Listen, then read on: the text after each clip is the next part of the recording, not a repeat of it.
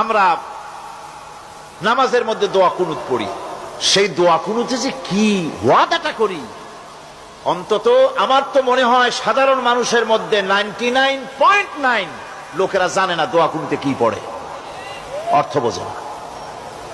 দোয়া কুনুতের মধ্যে বলা হচ্ছে আল্লাহুম্মা ইন্না নাস্তাঈনুকা, হে আল্লাহ আমি তোমার কাছে সাহায্য চাই। আপনি নামাজের ভিতরে বলতেছেন আপনার কাছে, হে আল্লাহ আপনার কাছে সর্বপ্রকারের সাহায্য আপনার কাছে চাই। নামাজের ভিতরে কিসের মধ্যে বলতেছেন?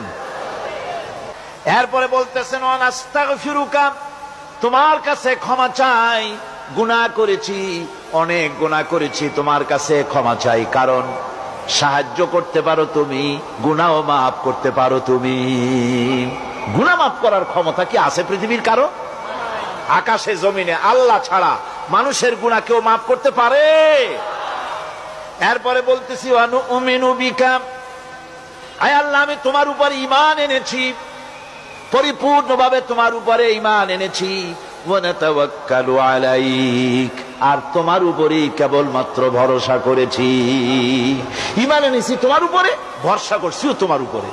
এই কথাগুলি যদি আমরা বুঝতাম তাহলে আত্মাটা বড় হয়ে যেত, মাথাটা আল্লাহ ছাড়া কারো সামনে নত হতো না, ঠিক না বেটি? এরপরে বলছি ওয়ানুসনি আলাইকাল খায়র, সর্বপ্রকার কল্যাণের সাথে তোমার প্রশংসা করতেছি।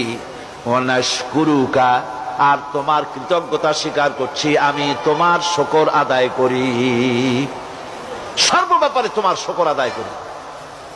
আর কি করি? ওয়ালা নাকফুরুকা, আমি কুফরি করি না, অকৃতজ্ঞ নই, আমি তোমার কৃতজ্ঞ বান্দা, আমি অকৃতজ্ঞ নই।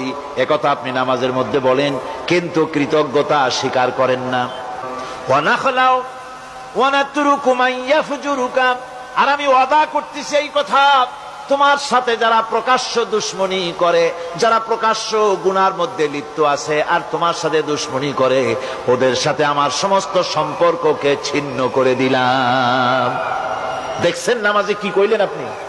আপনি নামাজে কত বড় কথা বললেন। ওয়ানাতরুকু মান ইয়াফজুরুকা, আয় আল্লাহ আমি ওয়াদা করছি তোমার সাথে যারা দুশমনি করে, যারা প্রকাশ্য গুনাহ করে, তাদেরকে আমি পরিত্যাগ করছি, তাদের সাথে আমার কোন